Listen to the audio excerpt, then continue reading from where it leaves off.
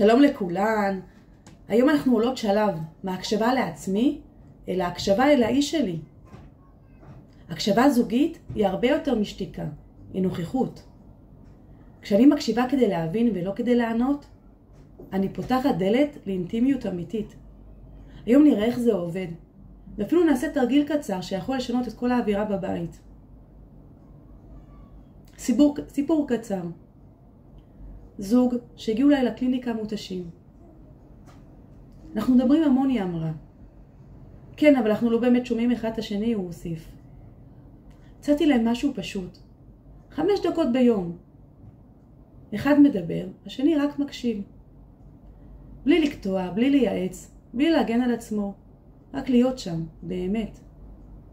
כבר אחרי שבוע הם חזרו ואמרו שהאווירה בבית השתנתה.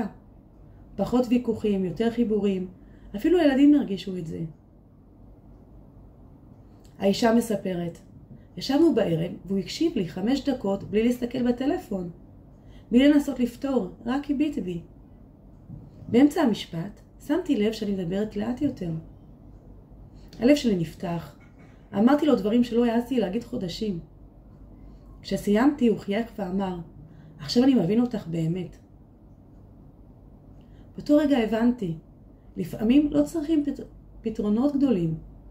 צריך רק אוזן אחת ולב אחד שנמצאים לגמרי איתך. היום אני רוצה להראות לך איך תרגיל קטן יכול לעשות שינוי גדול גם אצלך. דבר ראשון, הקשבה היא לא להיות בשקט, אלא נוכחות אמיתית. הקשבה אמיתית היא לא רק לשתוק בזמן שהצד השני מדבר. היא להיות שם עם העיניים, עם שפת הגוף, עם הלב. כשאני באמת נוכחת, בעלי מרגיש שאני איתו. לא רק פיזית, אלא רגשית ונפשית. זו נוכחות שמשדרת, אתה חשוב לי עכשיו. כל תשומת הלב שלי, שלך. יש הבדל בין להקשיב כדי לענות, לבין להקשיב כדי להבין. זה דבר שני. כשאני מקשיבה כדי לענות, המוח שלי עסוק בלנסח תגובה, להגן על עצמי ולהסביר למה אני צודקת. אבל כשאני מקשיבה כדי להבין, אני מניחה בצד את הצורך להגיב מיד, ומתמקדת רק בלקלוט את מה שהוא אומר, איך הוא מרגיש, ומה עומד מאחורי המילים. הקשבה כדי להבין בונה אמון, מקרבת ופותחת מרחב בטוח לשיחה אמיתית. זאת אומרת, להיות כאן ועכשיו, להתמקד בתחושות, במה שעומד מאחורי המילים, ברמה כזאת שבונה אצל השני אמון, קרבה ופתיחה אמיתית של הלב. פשוט להיות כאן. עכשיו יש לי תרגיל בשבילך, תרגיל 5 דקות. את ובעלך פנו זמן קבוע, אפילו לפני השינה או אחרי 1 ערב. אחד מכם מדבר 5 דקות על כל נושא שחשוב לו, והשני רק מקשיב. לא קוטעים, לא נותנים עצות, לא מגיבים. פשוט מקשיבים. בסוף 5 דקות, המקשיב משקף. אם הבנתי נכון, אתה מרגיש ש... אחר כך מתחלפים, כך שכל אחד מקבל הזדמנות להיות במרכז ההקשבה. אחד מדבר, השני מקשיב באמת, ואחר כך משקף איזה רגשות זיהיתי במילים שלך.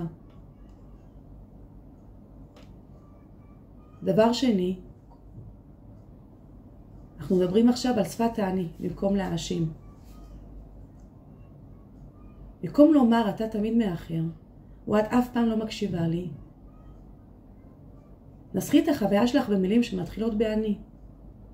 כשאתה מאחר, אני מרגישה פחות חשובה, או כשאת לא מגיבה, אני מרגיש לבד. השפה הזאת מורידה הגנות, מונעת ויכוחים ופותחת מקום להקשבה אמיתית. לדבר מה אני מרגישה, בשפה אמיתית של הלב, ולא מה אתה, אלא מה אני מרגישה. זה ממש אני ממליצה לעשות. זה שפה שיתופית, אמיתית מהלב, שבאמת נותנת לשני מקום ככה ללב שלי ויכולת ככה להיות איתי באמת.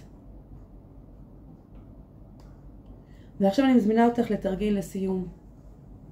תבחרי עם בעלך נושא אחד, שבו אתם רק מקשיבים ומשקפים, בלי תגובה. ככה הקשבה אמיתית של הלב.